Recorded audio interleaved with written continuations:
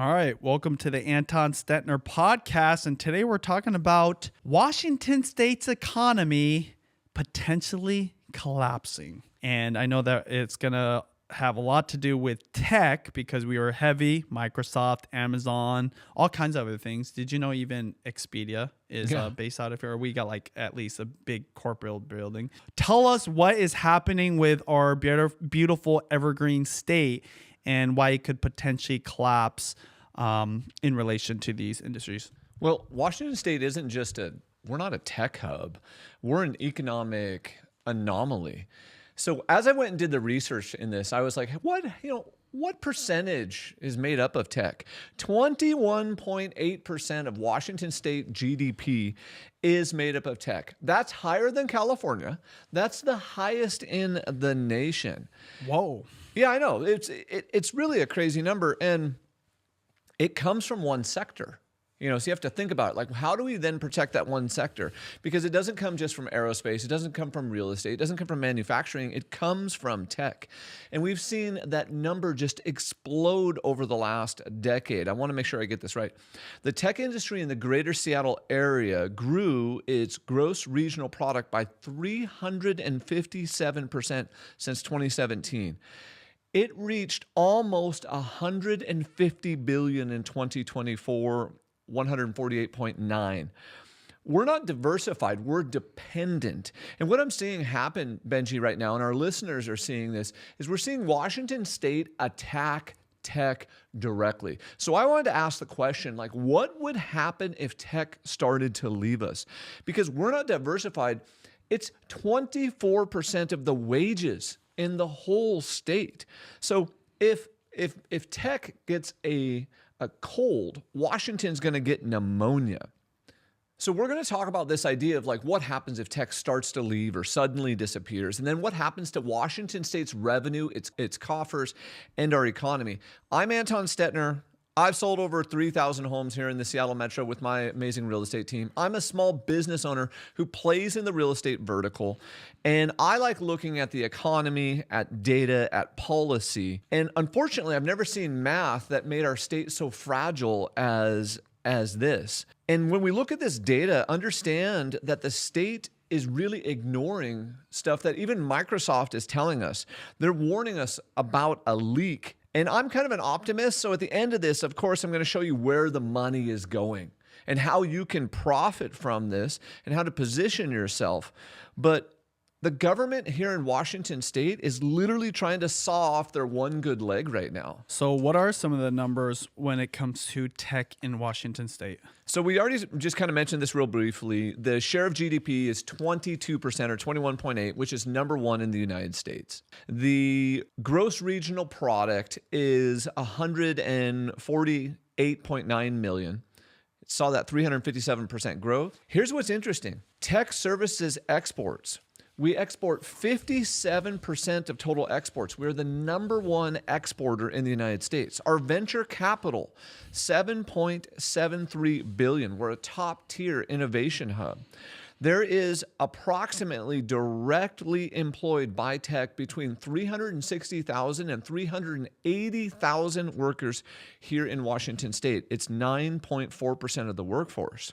And that contributes to about 24% of the wages. What's interesting, though, Benji, when I dug into the data, you look at the direct effect. All right, tech employs these people. What's the second order effect? Those businesses that then support tech and that support the tech industry. That is another 1.2 million Washingtonians. So, there's only, or what are we at, 9 million Washingtonians? So 1.2 million of us literally work in some support of tech too. In addition to 360,000? In addition to the 360,000. So you could say basically there's 1.5 million people in Washington State that are directly and indirectly employed by the tech industry here in Washington State. Well, then that would be the total workforce. You don't have it here, but math is telling me it's like almost 40%. I believe through indirect effects, you were correct. It would be somewhere around 40%. Yeah, maybe 35. 40%. That's why we're talking about this, because we're looking at this. If it's a quarter of all wages directly, they're tied to this technology sector. What it means is our whole state's budget is completely reliant upon tech. And we're vulnerable because the way Washington State is set up, we have sales tax, we have B&O tax, we have property taxes, and this is then heavily driven by that disposable income of the tech worker. And so that's going to drive housing, that's going to drive the economy, it's going to drive the retail sector. And if we see a massive contraction in tech by these companies leaving the state or just hiring less here, you're going to see a complete collapse of Washington State's economy because so much of our revenue comes from it. Well, why do you think there's going to be a collapse?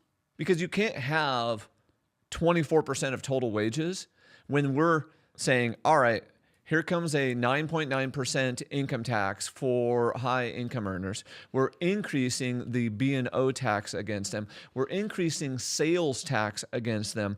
And then now we have a new one that we're going to talk about a little bit later in here of a 5.5% payroll tax, similar to Seattle's head tax, against all workers that make over $125,000. That's so much of the Seattle Metro, it's not even funny. Does the Seattle Metro include Bellevue, the east side? Yeah, correct. Exactly. Oh, wow. So if you live in Bellevue and you work in Bellevue, you could still pay that tax, you're saying? That's a statewide proposal that's coming in. So it's not just Seattle. But of course, Seattle and Bellevue will get hit the worst. What is keeping these companies, including these employees, here though? Why are they staying in Washington, like for the meantime? So what's keeping them here right now is what originally brought them here. What originally brought tech here was we don't have an income tax, or we didn't, but they're trying to push one through. And so it's good for high income earners. It allows people to grow their net worth here. And a lot of tech workers have what's called an RSU. An RSU is a restricted stock unit. In other words, they have to stay there for a certain amount of time to get those units to vest because that's part of their overall compensation. But what it's turning into is you have, on average, a 1.5 to a 3-year tenure in tech because most of them have a 4-year vesting cliff for these restricted stock units or these RSUs. And it takes so much money to live here. So if the median price in Seattle is $865 and the median price in Bellevue is basically $1.4 million, you need $280,000 a year to live there in Bellevue. I mean, that's a huge amount of money. The median income for Washington State right now is about $95,000.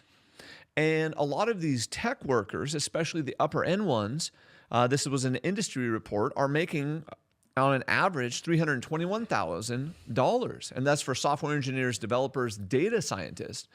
But they also have RSUs on top of it. So then when they vest, they're leaving. They're moving away because Washington State is becoming that unfriendly business climate. They're talking more about taxes. They're attacking these high income earners, but this is the stability of our whole economy. Well, if they're leaving, somebody's replacing those jobs. Well, like we talked about in other episodes, what's happening is Washingtonians are migrating out of Washington. The only reason the population in Washington State is growing right now is from foreign migration. And so we're losing those people when you want them to stay. We want to be... The success of the past that we're enjoying today is because of the past. And now as we tighten and become a more unfriendly business climate, higher taxes, and start taxing everyone more, people are thinking, I need to get out of Washington. To live comfortably in this state, we essentially have this like massive affordability pinch. High income does not mean wealth in our area anymore. It's high income just to survive. The single comfort living in the Seattle Metro needs $109,000. That's for the traditional 50-30-20 budget. For a family of 4, you're going to need around $277,000. income needed for 2 adults and 2 kids. The median household income in King County, $122,000. 50% of households earn less than that. And we already talked about the statewide 95. The survival wage for a working family and with 2 kids is somewhere around $141,000. So that $278,000 to live comfortably in King County, that aligns with that tech sector average wage of around $321. So it sounds like a lot of money, but when you factor in, healthcare, food, housing, childcare, things of that nature, it's just extremely expensive to live here. So if you feel like, you're in Washington State and you're making 6 figures and you feel a little bit broke or pinched, type pinched into the comments right now. We want to see how many other people are feeling pinched, or is it just the comments I'm reading on these news articles? The cost of living right now is kind of crushing the average Washingtonian. It's becoming very unaffordable. And so what's the state's solution is they want to make it more unaffordable for the average person. And how are they doing that? Our state is in the process of shifting from this kind of growth first mindset to a progressive revenue mindset. Throughout history, Washington State, we've had no income tax. We had B&O, but now we've got the 7% capital gains tax that's already generated $560 million last year. And that's targeting these high income earners and the founders of companies, not just tech companies, but business in general. And then in one of our other videos, we talked about how Washington State is proposing the 9.9% income tax on wages over $1 million.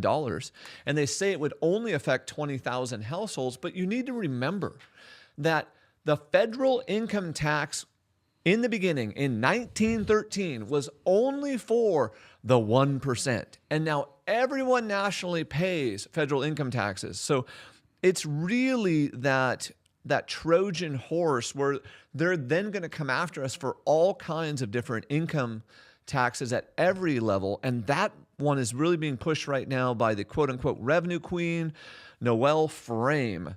And it's really interesting when they talk about these things because Washington State constitutionally says that income tax is illegal. So when they talk about these different types of taxes, they talk about how they're going to have to win 3 different battles. They're going to have to win public opinion. They're going to have to then get it passed into law, and then they're going to have to go win in the courts by redefining these not as income taxes, but as other types of excise taxes or reframing them. So it won't be an income tax then on paper. So it's an income tax on paper, but they're going to have to reframe it as something else. Otherwise, Washington State will try to throw it out. But the problem is the Supreme Court, regardless of what the voters have said, the Supreme Court in Washington State has sided with the state legislature over and over again towards these taxation issues. Oh, wow. Another good example of that, Benji, is I believe it's 3 times we have brought up the initiative to have tabs only be a certain amount. And the Supreme Court in Washington State took that away from us each time, saying the voter didn't understand what they were voting on and basically gave the revenue back, even though the public said that's not how they wanted it spent. And this isn't just small companies, big companies. It's really everyone. And they're not going to take this just sitting there. Microsoft just issued a warning that should terrify our governor. It should ask our state legislature to say, what are we doing? Why did we just pass $9 billion, the highest tax increase in state history? Why did we just pass $9 billion in taxes? And now we're talking about increasing taxes even more. What'd they say? Microsoft's Brad Smith, their president, he issued a warning, and he started talking about this idea of we have a balloon. The balloon is leaking air. It's not going to pop suddenly, but we've got to do something because it's leaking air. And he warned that the progressive tax increases in Washington State, which is a combination of payroll tax, capital gains against high earners, risk damaging the region's tech economy. And like we said, we already know that this is, over 22% of the state's economy. His analogy said, this is like leaking air out of a balloon. The balloon is not popping. He's talking about how this isn't sudden, but it's a continuous decline and erosion of jobs and investment and faith in Washington state rather than a dramatic collapse. But I'm telling you, if we keep going down this road, it's headed towards problems. And companies are not going to fire everyone quickly, but when Amazon got the head tax in downtown Seattle, what did they do? They moved 14,000 workers over to Bellevue. And so what do you think is going to happen as the state starts passing more taxes? The tech hubs in other parts of the country are going to start winning. Instead of them moving to Bellevue, they're going to go to Austin. They're going to go to Raleigh. They're going to go to Phoenix, Arizona, Salt Lake City, Atlanta, Georgia. And we talked about Sean Scott's proposal, but I want to get really right into this because Microsoft said the balloon is leaking air. The very next day or 2 days later, Sean Scott comes out. He is Seattle's representative, and he proposed a 5% payroll tax on anyone making over $125,000. That's like half the state. Is making money around that level. That's a direct attack at the middle class. You can't make this stuff up, dude. Won't they just work around that? Maybe pay you less than $125,000, give you more benefits, do stuff like that. But the problem is benefits aren't spendable. You can't go to the grocery store with your benefits. Yeah. And we already know that Seattle's having and the Washington state is having an affordability crisis. So you couldn't go to your employees and say, hey, just kidding, 10% of this is going to scoot over into benefits. That's what they're living off of right now. Yeah. Well, the reason I ask is because as far as I've seen, they haven't completely left. So then the real question is, when are they going to leave? When are these big moves that you're talking about going to happen that will create this collapse? These big moves, this is death by 1,000 cuts. And what's really happening is you're seeing payroll tax, income tax, head tax, B&O tax, more sales tax, property taxes increase, and that's causing us to lose certain demographics at a very high level. So we're losing these Gen Z and these millennial professionals at the highest rate in the nation because what's happening is they look around and they go, I can't afford to raise a family in Washington state. So they're moving. The data says they're literally moving based on affordability, tax policies, and political reasons. They're moving to other business-friendly climates in the Carolina, Tennessee, and Texas. That was a PODS moving trend report from 2025. And that's that income level that's greater than 200,000 is essentially migrating out. So we're already starting to lose one specific portion of the population. What's interesting, though, when you go and read the comments on these news articles, and even some of the comments we get on the videos, people say, if the rich leave, who cares? And they say, tax the rich.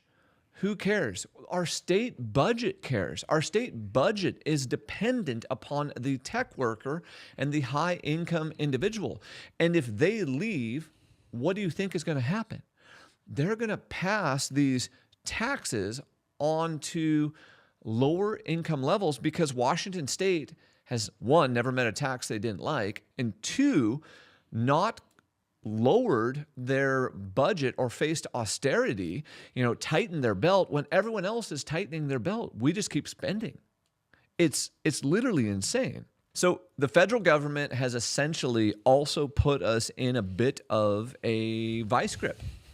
And how they've done that is the federal government in the Trump administration has been cutting spending. They've been pinching the penny. And Washington state, we have no income tax. We rely on sales tax, and that sales tax is generally paid more by the consumer. Well, who's the consumer? That's that high income earner again. They're the ones who do the property renovations. They're the ones who go buy things, at the local stores. So the reality is that this becomes this negative feedback loop. If tech hiring freezes, we have fewer high income earners moving into Washington state. That causes housing to cool. It causes sales tax to drop. And then our budget deficit widens and our state will have to raise taxes again. And the state is already forecasting a budget deficit in 2025, 2026, and 2027. Now, the budget is in their revenue forecast. The amount they've actually collected is up. So they're collecting more money, but because they projected to have more, they're saying they're in a deficit. As we go into the review of the budget, we have to pay attention to what the politicians are telling us, because they will spin it as a deficit and a loss of money when they are actually still collecting more revenue. They just need to tighten the belt. And I know this sounds depressing, and I'm not trying to be like all doom and gloom, because I always believe there's opportunity. And so I want to kind of talk about next, like, where's the smart money going? What are the plays here? Yeah, like what's in it for the investor, buyer, seller? Exactly. I think there's an optimistic outlook. So here's the idea of the thesis. Seattle, Bellevue, Seattle and the east side right there, Bellevue, Redmond, Kirkland, they're becoming more hostile, especially Seattle, and more expensive. And this workforce doesn't necessarily vanish, it's dispersing. So it starts with dispersion, moving outward. And then if it doesn't get exactly what it wants, of course, it's going to leave the state. So that means we've got opportunity on the peripherals of Seattle and that east side, Bellevue, Redmond, Kirkland. And that's what I'm talking about. Snohomish County, Pierce County, Skagit County, Thurston County, where there's basically, it's more affordable there. And so people are moving into these affordability rings. And we've been seeing a lot of this, especially in Snohomish County. People are moving out of King County into Snohomish County. That's why Snohomish County, sold a little bit more than King County did, because it's a little bit more affordable. The cost of living is just a little bit cheaper. And the political climate gets a little softer. And there's also a little less taxes because of things like sound transit and property taxes. This is a trend that we're seeing as real estate brokers. People want the Washington state lifestyle without the King County premium and political risk. So this mini exodus is creating these booms or these opportunities in the suburbs. And so don't be thinking like, all right, I want to look at luxury downtown condos in downtown Seattle or Bellevue. Be thinking, how do I bet on these people moving? Well, these people moving is going to mean that there is more pressure on single family homes, more pressure on townhomes, more pressure on apartment rents, and not the super high end ones. Let me explain what I mean. I've seen people lately on the rent side changing their lifestyle and downgrading their lifestyle due to this affordability pinch that we're seeing. And so people are, the luxury apartments are not renting out as quickly as they used to, and you see more incentives coming to them, and people are downgrading their lifestyle. We're involved in a transaction right now where people are moving out of Edmonds, and then they're moving into Lake Stevens, and they're essentially selling their more expensive home just to downsize into a smaller home to have a more affordable monthly payment. And you see that people coming out of Seattle and Bellevue because they can sell their homes there and move to one of these suburbs, sometimes pay for the whole next home in cash, have no mortgage, so they can lower that. The other thing that we're looking at is, all of you know I love the ADU Dadu play. I think you're going to continue to see more and more of that. You're going to continue to see more and more of this multi-generational living. Didn't get into it, but one thing I found in the data, one of the Gen Z, when Gen Z isn't moving out of the state, Gen Z is staying with or near mom and dad and being financially supported by them just so they can stay in Washington state. Well, that's preventing household formation. That's preventing marriages. That's preventing, more babies from happening. We have to fix this affordability problem that we're having. And the investors, what I'm very bullish on is also that middle housing. And now I'm talking duplexes, triplexes, fourplexes, sixplexes. I think the giant apartment complexes, not everyone wants to live there. We're seeing some pushback in regards to that. People want things that feel more like a house on the investor side. I think there's going to be phenomenal opportunity over the next 5 years in that kind of whole middle housing ring. And then last but not least, you are also seeing people go to the rural suburbs. And the Puget Sound Regional Council, through the UGA expansion, said they're trying to get rural growth down to 2%. And that rural growth right now is about 6%. And so you're going to see the prices in these rural areas increase even more because we are trying to prevent less land development there in the future. And if we can help you, with any of these things, whether you're a first-time home buyer, an investor, looking to move out of Seattle, you can reach us at resg.com. We're helping tons of people do this. And our economy isn't dying, it's decentralizing, it's changing. And you can drop your questions in the comments. In summary, though, understand that tech is 22% of our GDP. And right now we're trying to tax that away, and where that's creating a doom loop where the Washington state budget will suffer. And then you'll see widespread economic problems. And when you see people like Jeff Bezos leave for Miami, Musk lives in Texas, you have these people who are getting out of Washington state, you have to ask yourself, why are they leaving? And how do we become a more business-friendly climate, a family-friendly climate, so people want to raise their families here, have their kids here, go to our schools? How do we support the middle class and not tax them to death? I'm Anton Stetner. Thanks for hanging out with us. Drop any questions or comments below and let us know how we can help you here in the Seattle Metro.